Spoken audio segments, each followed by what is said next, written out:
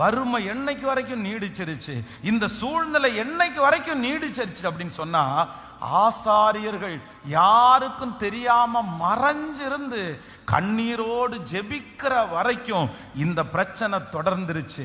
ஆனா என்னைக்கு யாருக்கும் தெரியாம மறைவிடத்துல ஜெபிக்க ஆரம்பிச்சார்களோ, கண்ணீரோடு ஜெபிக்க ஆரம்பிச்சார்களோ, அவர்களுடைய கண்களில் கண்ணீர் வந்த உடனே கர்த்தரிடத்திலிருந்து என்ன வந்துச்சுன்னா ஒரு பெரிய அற்புதம் வந்துச்சு. இன்றைக்கு இந்த சத்தத்தை கேட்டுக்கொண்டிருக்கிற ஒவ்வொரு பிள்ளைகளுக்கும் ஆண்டவர் வாக்கு கொடுக்கிறார். நீங்கள் மறைவிடத்தில் வடிக்கிற கண்ணீருக்கு இந்த ஆண்டு ஆண்டவர் உங்களுக்கு ஒரு பதிலை கர்த்தர் தரப்போகிறார். இதுவரைக்கும் நீங்க வடிச்ச கண்ணீருக்கு கர்த்தர் பதிலை தரப்போகிறார்.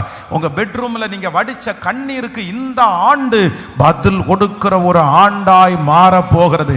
யாருக்கும் தெரியாம பல இடங்களிலே அப்படியே அழுது அழுது உங்க கண்ணீரை தொடச்சிங்கல்ல, யாரும் பார்க்க கூடாத இடங்களில் நீங்க அழுதீங்கல்ல, அந்த அழுகைய யார் மறந்தாலும் வேதம் சொல்லுகிறது, உங்களுடைய கண்ணீரை துருத்தியிலே வைத்திருக்கிற கர்த்தர், உங்க கண்ணீரை அற்பமாய் நினைக்காத கர்த்தர்.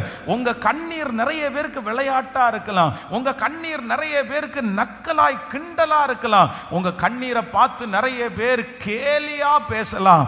ஆனா நான் நம்புறேன், நீங்க மனசு உடைஞ்சு உங்களுக்காக உங்க பிள்ளைகளுக்காக எதிர்காலத்திற்காக ஒரு துளி கண்ணீர் சிந்தினதை கூட ஆண்டவர் கணக்கிலே வைத்திருக்கிறார். கர்த்தர் இன்றைக்கு கிருபையாய் வாக்கு கொடுக்கிறார். நீ மறைவிடத்தில் வடிக்கிற கண்ணீர், ஆமென், thank you Jesus, amen, hallelujah.